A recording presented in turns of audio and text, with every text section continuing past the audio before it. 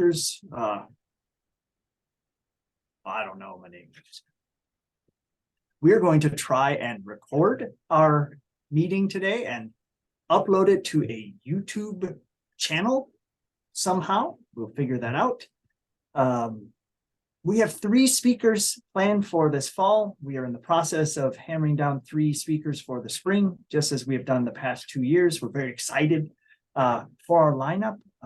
So please look out for our invitations in October as well as in November. Without further ado, let us get to our first speaker, our own Alexander Lee. Alex sent me a paragraph to read, so I'll read it to introduce him. Alexander Lee is a fellow in the Center for the Study of the Renaissance at the University of Warwick. His research focuses on the cultural and political history of Italy between the 14th and 16th centuries.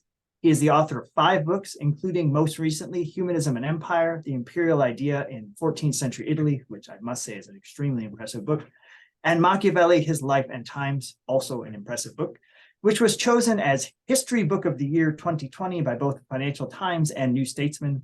He has also co-edited 3 further volumes, of which the latest is The Culture and Politics of Regime Change in Italy, 1494 to 1559.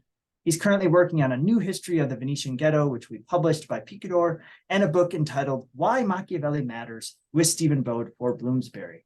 Today, Alex will be talking to us about Michelangelo. So I yield the floor to Alex. Thank you very much indeed, Brian. Let me see if I can just share my screen. Sorry.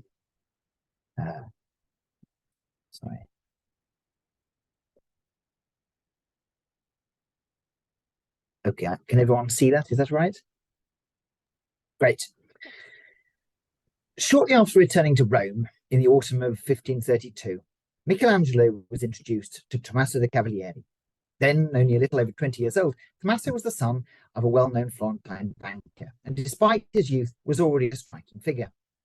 According to Benedetto Varchi, he was charming, intelligent, and graceful, not to mention handsome. Michelangelo was captivated.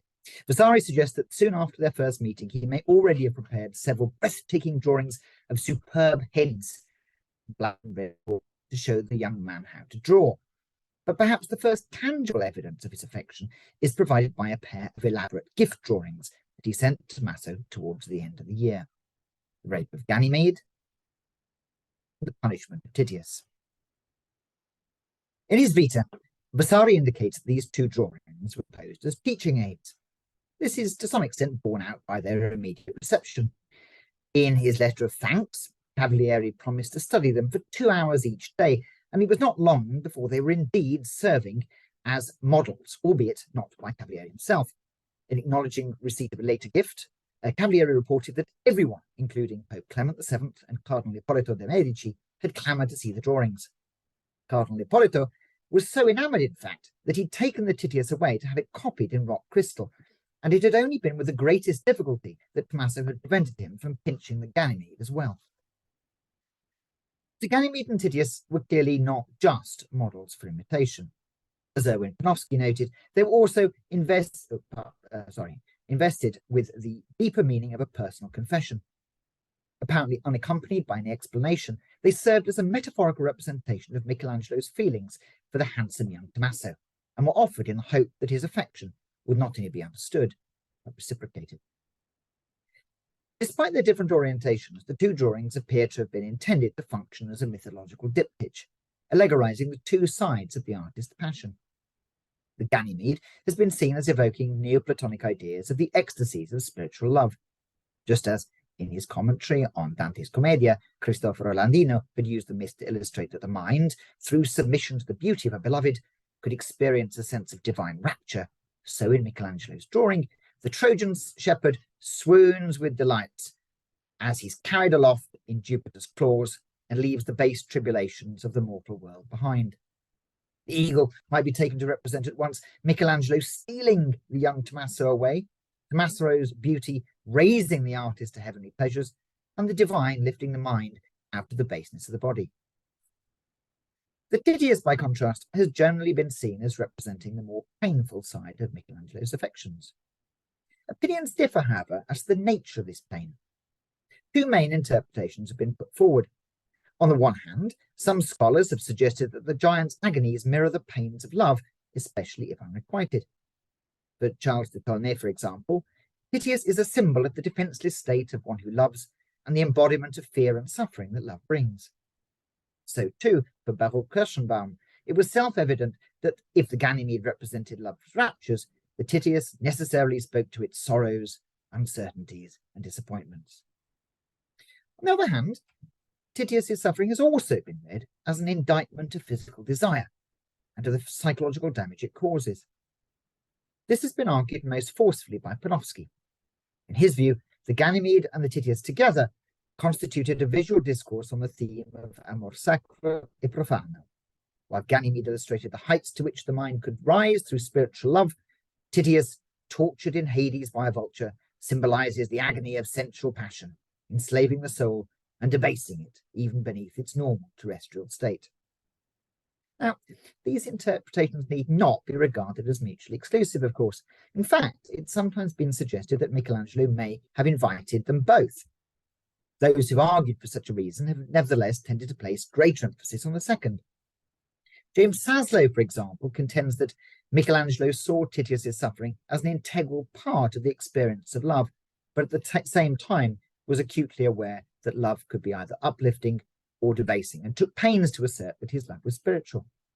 Similarly, in an intriguing article on ideas of secrecy in Michelangelo's works, Maria Ruwold notes that Titius represents both the agony of love and the dangers inherent in pursuing physical desire, but in the very next sentence adds that Michelangelo nevertheless emphasized the incompatibility of spiritual elevation and the fulfillment of physical desire in the pairing of the two drawings.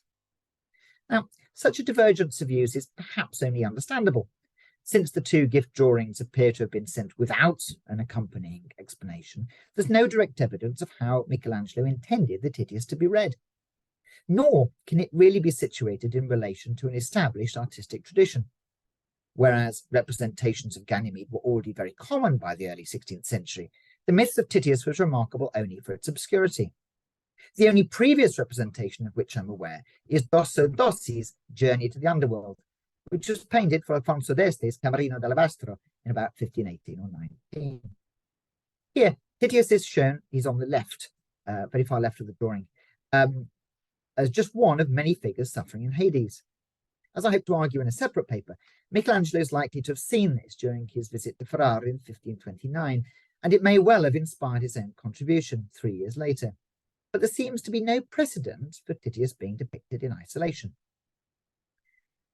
Yet the lack of scholarly consensus is also partly due to the incompleteness with which the literary sources for the Titius have been considered. Despite its relative obscurity, the myth was actually pretty well attested in both classical and Renaissance literature, and like most myths, was made to serve a variety of allegorical purposes. Most studies, however, discuss only one or two texts. They're generally selected without explanation and treated as if they belong to a single monolithic tradition. Some studies even ignore the literary sources altogether. Now, of course, this doesn't invalidate any of the interpretations which have been put forward, but it does suggest that they may offer only a partial insight into the drawing's intended reception, and makes it impossible to evaluate the relative strength in any meaningful way. It's clear that if the iconology of Michelangelo's drawing is to be understood, we must begin by placing it more fully in its literary context, and then interrogate what familiarity, if any, the artist had with his potential sources, before finally relating it to his wider relationship with Tommaso de' Cavalieri in art and verse. And it's to these issues that this paper will now turn. The myth of Titius certainly doesn't want for any drama. The son of Zeus and Elara, Titius was nursed by Gaia and emerged from the earth as a monstrous giant. As an adult, he conceived a passionate desire for Leto, the mother of Apollo and Artemis by Zeus. One day, as she was passing through Panopeus, Titius attempted to rape her. Yet before he could carry out his lustful designs, he was killed either by one of her children or by Zeus himself. He was then cast down into the underworld, where he was chained to the ground and condemned to have his liver plucked out each day by 2 vultures. Like all myths, the details of this story often changed in the retelling. Sometimes it was Hera, Zeus's jealous wife, who encouraged Tityus to attack Leto. Sometimes winged creatures or even a snake took the place of vultures, and so on. But the same tension between passion and suffering always stood at its heart. For many classical authors, the myths served as a convenient and quite simple allegory of unchecked lust. Naturally, this relied on juxtaposing the wickedness of Tityus's offence against the gods with the justice and gruesomeness of his punishment. The earliest example is found in Homer's Odyssey. Descending into Hades in search of the blind prophet Tiresias, Odysseus comes across Tityus not far from Sisyphus and Tantalus. Beside him, Odysseus sees 2 vultures plucking at his liver, penetrating deep into his body. This, Homer notes, was his punishment for assaulting Leto. This was to shape Greek readings over the following centuries. The role of lust was gradually given greater prominence, however. In the Bibliotheca, Pseudo-Apollodorus notes that Tityus, having been overpowered by lust, is punished even death, while later Pausanias even suggested that just as boundless lust can consume Tityus's heart in life, so endless punishment reduced him to nothing in the underworld. Now, this image of Tityus later became a stock image of Latin elegiac poetry, where he often appears in the company of a variety of others who committed similarly erotic crimes. He features prominently in Tibullus' verse in this guise, and also in Ovid's Metamorphoses. Yet the myth also sustained a range of other, more subtle interpretations. Though there was inevitably some dialogue between them, 2 broad traditions can be identified. The first sprang from Lucretius's De Rea Natura. Here, Tityus is again cast as a lustful criminal. He serves as a prelude to an attack on the impropriety of physical desire, and once again he appears alongside Tantalus and Sisyphus. The De Rea Natura nevertheless introduces an important innovation. Rather than treating the giant merely as a hortatory example, Lucretius uses him as an allegory of the suffering which befalls the lustful, even in this life, and hence liberates him from the underworld proper. As Lucretius explains, Tityus is not merely a singular figure belonging to a legendary past, but here among us, the man who, as he lies in love, is torn by winged creatures and devoured by agonizing anguish or rent by anxieties through some other passion. This idea was later explained in greater detail by the grammarian Servius. Discussing the Lucretian passage in his commentary on Virgil, he stressed the appropriateness of Tityus's punishment. According to those who study nature and medicine, Servius argued, libido resides in the liver. This explains why Tityus's liver grows back when the vulture eats it. The libido, once it's been acted upon, is never satisfied, but always grows back. And since libido is antithetical to divine love, the source of all true happiness, it's only right that libidinous desire should be punished, in life as in myth, with excruciating pain. The second tradition, by contrast, saw the myth more positively, as an emblem of the suffering that the lover willingly undertakes. This is attested most fully in Virgil's Aeneid. As in the Odyssey, Virgil's hero encounters Tityus back in the underworld. As usual, he's in company, his liver's being eaten, albeit by a single vulture instead of 2, and his agony is pointedly stressed. But while Virgil's story shares much in common with Lucretius's own, he nevertheless alters the story in several important respects. Lust is never mentioned, even indirectly. Leto is entirely absent from the picture, and while the vulture still gropes for his feast deep within the giant's breast, Tityus's viscera, tellingly described as fruitful for anguish, is given an equal, if not greater, agency. This shifts the emphasis away from lust and punishment towards love and acceptance. Importantly, it also allows Virgil to draw a comparison with the suffering of Aeneas's lover Dido. As Colin Hamilton's pointed out, Virgil's description of Tityus deliberately echoes that of the Carthaginian queen, tossing and turning on her bed at the beginning of Book 4. Just as Tityus suffered his innards to be devoured because of an unattainable, but presumably not illicit, love, so Dido's marrow is willingly consumed by the flames of her own hopeless love for Aeneas. By the early 16th century, the myth of Tityus had been eagerly absorbed into Renaissance literature. Its transmission had admittedly not always been terribly even. For obvious reasons, the Greek sources received little attention before Manuel Chrysaorus took up his position at the Florentine studio at the end of the 14th century. So too, Lucretius's account was unknown until the manuscript was rediscovered by Poggio in 1417. Nor indeed was its reception confined to the paths laid down in classical literature. One of the most striking things, in fact, about Titius's Renaissance fortunes is the ease with which humanists integrated facets of the story into completely new and totally unexpected contexts. That Titius endured never-ending pain without being able to protest, for example, caught the attention of some first panegyrists. It was thus that he appeared in Aldus's panegyric to his former pupil and patron Alberto Pio, and in Francesco Maria Molza's elegiac farewell to Paolo Pansa. Titius's size, too, attracted its own fair of attention, albeit of a more comical variety. In the mid-15th century, the Florentine poet Nicodemo Folengo used the fact that Titius's entrails, ventre, were stretched over 9 acres to poke fun at a friend's overlarge stomach, ventrum. Yet such inventive appropriations were more the exception than the rule. From the early 14th century onwards, literary figures, humanistic and otherwise, showed an acute awareness of the two main traditions of interpretation. Though they might pick and choose narrative details from whatever sources seemed most appealing, they generally adhered to one reading or another, and quickly recognized the potential for adapting each to a range of literary conceits. Lucretius's version of the myth was known principally through Servius. Even after Poggio's rediscovery and the subsequent circulation of the text in manuscript and print, Servius's commentary continued to be the preferred source. No doubt part of the reason was his style. The directness of his language, coupled with his allusions to other classical authors, illustrated how readily Titius could be used to adorn moral critiques of improper love. Among the first to appreciate this was Dante.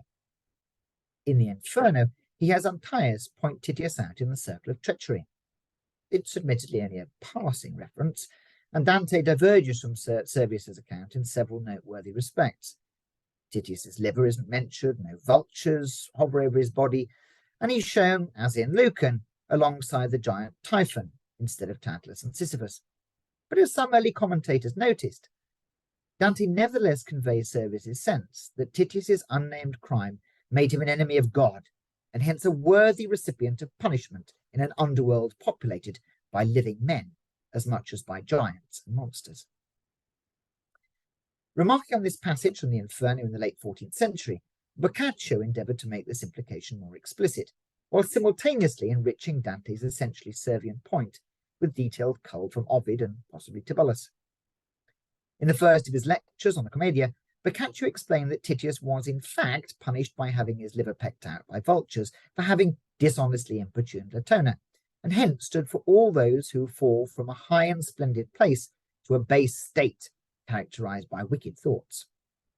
So too, in his earlier Commedia delle Ninfe Fiorentine, Boccaccio had also made his characters beg the gods to take pity on those like Titius who had offended against them, further emphasizing that Titius was justly punished for his disordered lust, and that he stood in some way for men's instinctive licentiousness.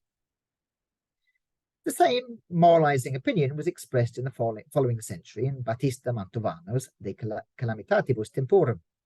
A vast and sprawling invective against the wickedness of the times, this work reserved considerable disdain for the sin of lust and included Titius as an example after the Servian manner, albeit embroidered with a few details apparently taken from Virgil. But the Virgilian interpretation was no less popular. It had a natural affinity with the major topoi of amatory literature and was easily absorbed into a variety of genres.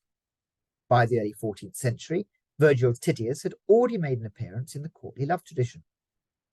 The most striking example is found, funnily enough, in Boccaccio's Elegia di Madonna Fiammetta.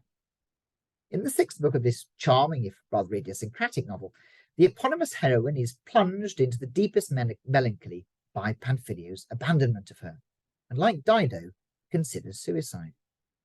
Eventually, however, she decides to endure her pain with as much nobility as she can muster, and chooses Virgil's Titius as a point of comparison. The giant, she claimed, had managed to bear having his liver torn out in Tartarus, but she had already suffered 100,000 torments that were stronger from the beak of another vulture, and sustained by hope, would continue to do so. But it was under Petrarch's influence that the Virgilian interpretation received its warmest welcome. Although Petrarch did not mention Titius in any of his works, his depiction of unrequited love in the Canzonieri seemed to echo the Aeneid. Like Virgil's giant, he felt himself to be seized and bound by his affection for Laura. At times he even described himself as a prisoner caught in the snares of love. Yet he had no desire to be free. He often spoke of his sweet suffering and extolled his living death. Petrarch's literary heirs were quick to exploit the parallel. In Florence, Cristoforo Landino used a web of Virgilian references to explain the pain caused by his love for Sandra. Asked by Bartolomeo Scala why he looked so tired, Landino answered with a reappropriation of the pairing of Dido and Aeneas in the Aeneid. "Ah, you do not know what flames seethe in my breast, nor do you see, Scala, what an evil it is to be in love. But if the god began to outrage you with his sure arrow, and burned your heart with unwanted flames, then you could laugh at the cruel pains of Titius, and think that the savage vulture's beak was a joke." In Treviso, towards the end of the 15th century, this same task was taken up by Girolamo Bologna. In a poem addressed to a young girl known as Candida, Bologna wrote of the never-ending torment he endured as a result of her absence, and used the regrowth of Titius's wounded liver to illustrate his pain, while nevertheless accepting it as necessary. So too, at the same time in Naples, Jacopo Sanazzaro too deftly integrated Virgil's imagery into a verse explaining how his cruel mistress prevented him from leaving the city. Seeing that his sweet sorrow kept returning, he speculated that Titius's vulture with a crooked beak might now actually have to give precedence to him. Yet it was at the Este court in Ferrara during the late 15th and early 16th centuries that both interpretations of Titius received their fullest treatment. The Lucretian tradition was ably represented by Mario Agricola. One of the most noted classical scholars there, he spent much of his career in Ferrara and wrote the fabula in which the paintings in the Camerino d'Alabastro by Titian and Bellini were based. In his Libro de Natura d'Amore, written in Italian between 1494 and 1496, but not published until 1525 in Latin, he introduced Titius into a biting attack on physical desire. Despite citing Lucretius by name, however, Agricola paraphrases Servius's text so closely that it could almost be a translation. Lucretius, Agricola wrote, affirming that there to be no hell other than this earth we inhabit, says that Titius represents lovers. As the tale tells, Titius is in hell for having wished to take Latona by force, and in punishment, a vulture continually eats his liver, the seat and sight of love, which as soon as it's consumed, grows again. So in lovers, the desire dies only to be reborn, and is born only to die. The anxiety and anguish continually conceived in the heart renews itself with familiar worry, considering that of all the perturbations of mind, none is so vehement than that of love. For if we are to trust to experience and Marcus Tullius, no other is more serious, disturbing and violent than when it incites, excites, and disturbs more. Meanwhile, the Virgilian tradition, in its Petrarchan guise, found its greatest exponent in Antonio Tebadeo. One of the most notable practitioners of vulgare lyricism, he served as tutor to Isabella d'Este and then secretary to Lucretia Borgia during her marriage to Alfonso I. In his Rime, which was first published in 1498, he not only hailed Titius as a martyr in a verse describing how he'd willingly chosen to sully his castità pura, but also managed to integrate a similarly Virgilian image of the giant into a peculiar, though still Petrarchan sonnet complaining about his beloved's haircut for some reason. And it's perhaps worth repeating that it was also this Virgilian tradition which stands behind Dosso Dossi's depiction of Titius in his scene for the Camerino d'Alabastro. More importantly, it was also in Ferrara that the literary possibilities of the myth's ambiguity were first explored. Here, the central figure is Pietro Bembo. In the Assolani, written between 1497 and 1502, Titius serves as a focal point for the debate over the nature of love. In the first book, the character Bertino uses the giant as part of an attack on love. Following Servius, he argues that Titius is proof that love, or rather desire, is the source of never-ending anxiety. But in the following book, Gismondo advances a Petrarchan defense of love's sweet suffering, apparently with reference to Virgil. In describing how lovers willingly torment themselves for their love, Gismondo observes that, despite the pain that Titius endured, he neither regretted his pleasure nor considered renouncing his affection. What then did Michelangelo know of these traditions and innovations? Well, he's very unlikely to have read any of the classical sources. As he later admitted to his friend Domenico Gianotti, he had little Latin and no Greek at all. It's of course possible that he encountered at least some of the more important works in vernacular translations. Although Lucretius wasn't available in Italian until 1669, Virgil was readily accessible. The first Vulgari version of the Aeneid to be printed in Italy appeared only 7 years after the Editio Princeps, the Latin text, and by 1532 at least 3 other translations had made it into print. Ovid too was well served, and much the same is true of others. But whether Michelangelo actually knew any of these directly is a matter of mere speculation. There's no firm evidence either way. At most, any acquaintance he gained was had indirectly. As a member of Lorenzo de' Medici's household in his youth, he encountered many of the leading classical scholars of late Quattrocento Florence, and from them learned at least some elements of classical mythology. But again, there's no telling whether the story of Titius was among them. He was much more familiar with the Renaissance reception of the myth. His love of Dante's Commedia was well known, and he may have read Boccaccio as well. It's also likely that he met Cristoforo Landino in the circle of Lorenzo de' Medici. But it's certain that he had a close relationship with those associated with the Este Court in Ferrara. As we've already noted, he visited Ferrara on behalf of the Nove delle Milizie in 1529 and was shown everything, including Rosso Dossi's painting for the Camerino d'Alabastro. Enzo Girardi has shown that he had some knowledge of Tebaldeo's Rime, and Tebaldeo, meanwhile, had written 2 sonnets on Michelangelo's Cupid when it had been brought from Urbino to Mantua. Most importantly, Michelangelo also enjoyed a close friendship with Pietro Bembo.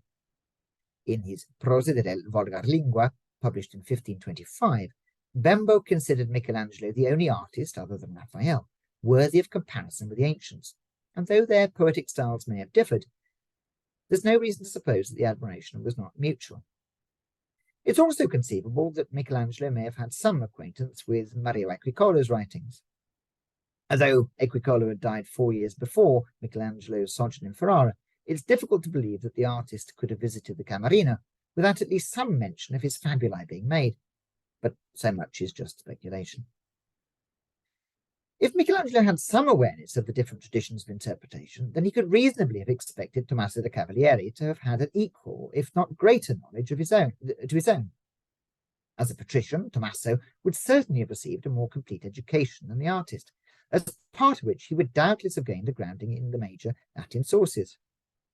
We've already noted that Varchi admired his intelligence, but it's perhaps also worth noting that in later years his knowledge of classical culture was highly prized by contemporaries. In 1562 and 1567, Cardinal Alessandro Farnese asked for his advice about some antiquities he'd recently acquired, and in 1582 he was also part of a committee tasked with valuing Ottaviano Capraniccia's collection. Little can be said about his knowledge of vernacular sources with any certainty, but he too was acquainted with Pietro Bembo, and it's reasonable to assume that he knew the Tre Corone as well as any other. But the implications of this are really significant. Given that Michelangelo was almost certainly aware of Titius's ambiguity and of Tommaso da Cavalieri's greater learning, he must surely have anticipated that his gift drawing might be interpreted according to either tradition, or even both. Indeed, it's likely that this is what he intended. While Michelangelo's friendship with Tommaso was already reasonably well advanced, they didn't really know each other well enough that he could predict the younger man's reactions with any certainty. In his first unsent letter to Tommaso in his first unsent letter to Tommaso, he was worried that he might have mistaken youthful effusiveness and aristocratic charm for genuine affection. He badgered his friends for clues about the young man's feelings, and given the rumours that would later spread about their relationship, now no doubt worried that his own might be misconstrued. As I've argued elsewhere, he sought to overcome this by reimagining the nature of the gift he was offering. In offering Tommaso his drawing without the customary explanation, Michelangelo lifted his drawings out of the usual economy of gift-giving and imposed challenging interpretive demands on his young friend. Rather than being bound merely to accept the gift as a patron or receive them as a dole, Tommaso was permitted to accept them without obligation and interpret the relationship they sought to establish as he wished. He was invited, in effect, to read the Titius as an assurance that Michelangelo's love was purely spiritual, as a testament to the suffering he endured because of his affection, or, as Michelangelo may have hoped, as both at the same time. Such deliberate ambiguity is further recommended by Michelangelo's own poetry. Although he, like Petrarch, never mentions Titius by name, he explores the implications of both Lucretian and Virgilian interpretations in some detail. In several verses, he uses a vocabulary of slavery, binding, suffering, and guilt to stress the sinfulness of physical desire. A fragment of a sonnet written on the back of a letter dated the 8th of October 1525 testifies to a sense that his worldly love, perhaps for Gerardo Parini, was a source of sin that debased his soul, enslaved his freedom, and left him writhing in agony. I live in sin, and dying to myself I live. My life no longer belongs to me, but to sin. My good comes from heaven, my evil from me, from my own free will, of which I've been deprived. My freedom has been made a slave, my godly part made mortal for me. Oh, unhappy condition! To what misery, to what a life I was born. He longed to leave such sorrow behind, yet, as he explained in a sestina written at about the same time, one who binds himself cannot untie himself, and no one has ever untied himself by himself. The condemnation of profane love, using the language of bondage, slavery, and guilt, could also be combined with a vocabulary of assent, freedom, and virtue to effect a celebration of spiritual love. This is typified by a sonnet addressed to Tommaso da Cavalieri at the same time, or shortly after the sestina we've just discussed. My eyes did not see any mortal object when I found complete peace in your beautiful eyes, but saw within them, where every evil is despised, he who invests my soul, so like him, with love. For if my soul weren't created equal to God, it would wish for nothing more than outward beauty, which pleases the eyes. But since that's so deceptive, it rises beyond that to the universal form. I say that for one who lives, whatever dies cannot appease desire, nor can the eternal be sought in time where human flesh still alters. Unbridled desire is merely the senses, not love, and slays the soul. Our love makes us perfect friends down here, but even more through death in heaven. Needless to say, the repeated use of terms such as legato and ferito in these verses that we've discussed already to describe a sinful, unpleasant, and painful form of physical desire calls to mind the same language found in the Lucretian treatment of Titius. Yet Michelangelo could also espouse a quite different understanding of his love, especially in those verses written between 1529 and 1534, that is, at about the time that Titius was drawn. The language of bondage and slavery expresses the sweet suffering of the lover. Perhaps the earliest example is found in a sonnet that has been plausibly dated to 1529. This very joyful verse begins with a typical celebration of the beloved's physical and spiritual perfection. This then sets the stage for a treatment of Michelangelo's voluptas dolendi. Addressing the object of his love, he observes that love takes me captive, and beauty binds me fast, while pity and kindness, with your sweet glances, seem to give some firm hope to my heart. The love he felt was unquestionably painful, and despite the apparent inconstancy of his beloved, Michelangelo seems to have been unable to free himself. But at the same time, he had no desire to liberate himself from his bonds. Indeed, his lover's perfection made even suffering seem sweet. He wished, indeed, to become love's prisoner. This was an implication he made explicit in a sonnet addressed directly to Tommaso da Cavalieri in either 1532 or 1533. Why should I still pour out my intense desire in weeping or in mournful words, if heaven, which clothes all souls with such a fate, strips no one of it, either early or late?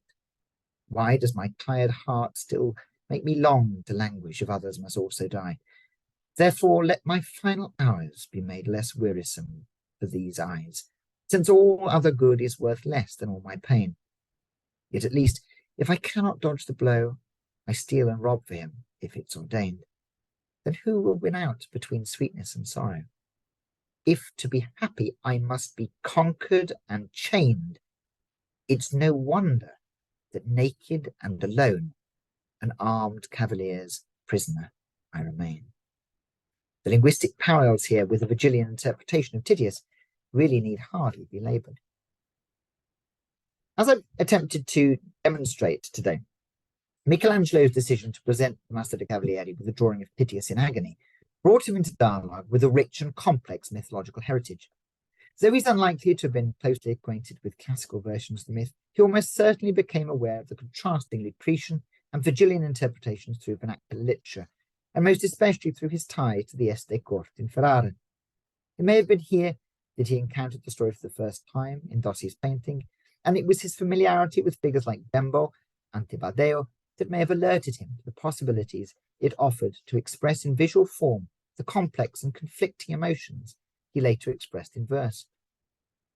By offering Tommaso da Cavalieri his drawing without an accompanying explanation, he deliberately left the Titius open to either or both interpretations, and allowed the young patrician the freedom to construe their relationship as he wished. That Michelangelo made such ambiguous use of mythology in the Titius has implications which reach beyond the borders of the drawing itself. At the very least, it raises a series of further questions about the meaning and practices behind Michelangelo's other gift drawings. But a consideration of such problems lies beyond the scope of this paper. As I leave you with these final thoughts, I hope that even if I haven't been able to take you to the same heights of ecstasy as Ganymede enjoyed, the experience has not been so painful that you, like Michelangelo's Titius, have not been prevented from deriving at least a little pleasure from it. Thank you.